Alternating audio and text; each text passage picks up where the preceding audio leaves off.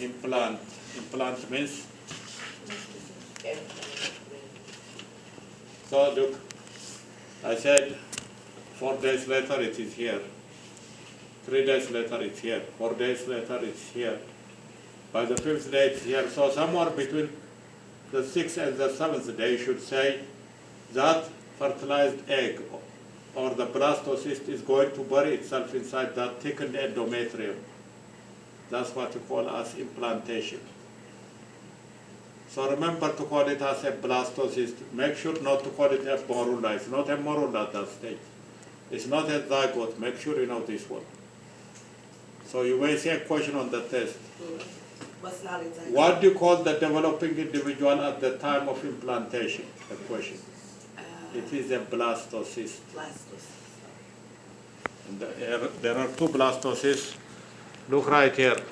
You see the hollow space in it? And look at the embryoblastocyst right here. Why did I say during the first 3 or 4 days or 5 days?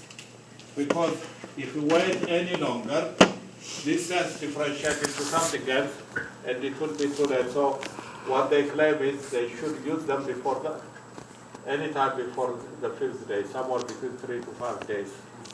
If they have access to them, they can use them.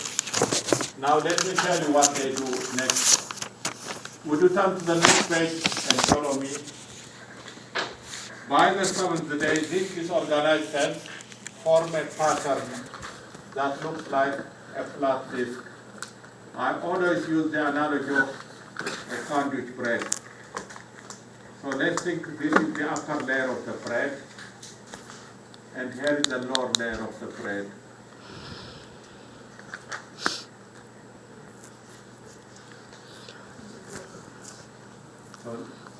So they arrange themselves into a flat disc-shaped structure. Call this upper layer of cells, the upper layer of the bread, call it as ectoderm. Follow me from there, you don't have to write anything, ectoderm.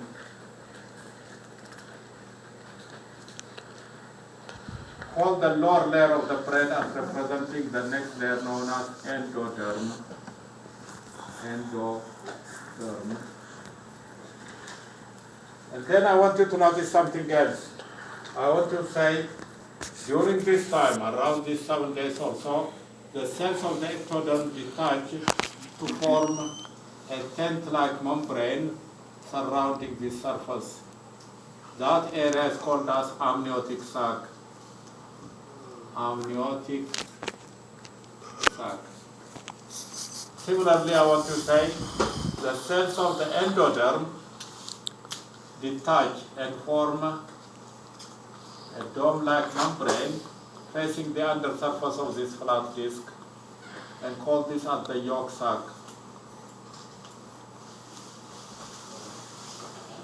And this structure that has 2 layers, call it as embryonic disc, because it is flat like a disc. Embryonic disc. Would you follow me on that diagram? Go to the far right-hand side and look at the dates. And I want to say, toward the end of the 2nd week, the 3rd layer is squeezed between the 2 layers that you saw earlier. Think of putting a slice of cheese between the 2 bread pieces, so that would be analogous. This 3rd layer that's squeezed between the 2, call it as mesoderm.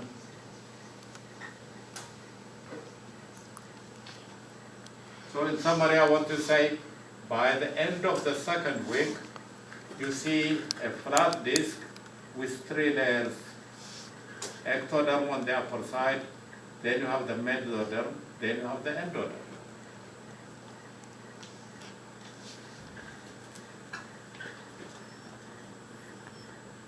In fact, everything, so by the end of, you remember to say, that's why I said go to the far right-hand side. You don't see this until toward the end of the 2nd week. So somewhere between day 12, 11, 12 to 15 days, you'll see that 3rd layer. And we have a name for these 3.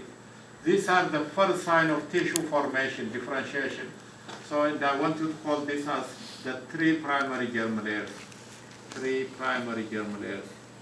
Call them as the first sign of tissue formation.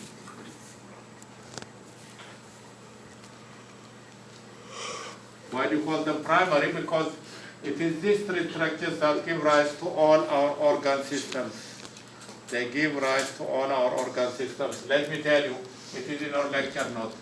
The ectoderm is going to give rise to our skin and to our nervous system.